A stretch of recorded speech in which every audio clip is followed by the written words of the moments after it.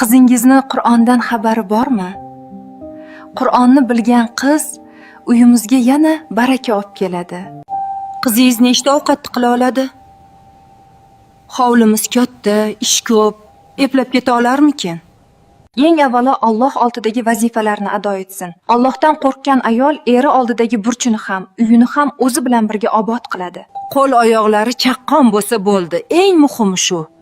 Yelib yugurib xizmatimizni qilsa, biz ham rozi.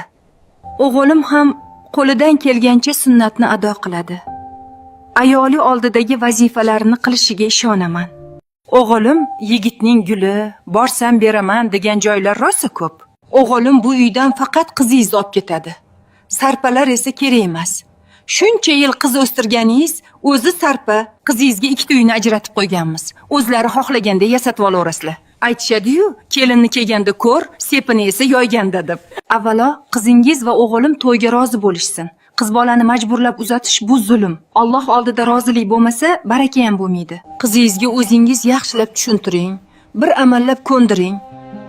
Axir hammamizni ham majburlab berishgan-ku.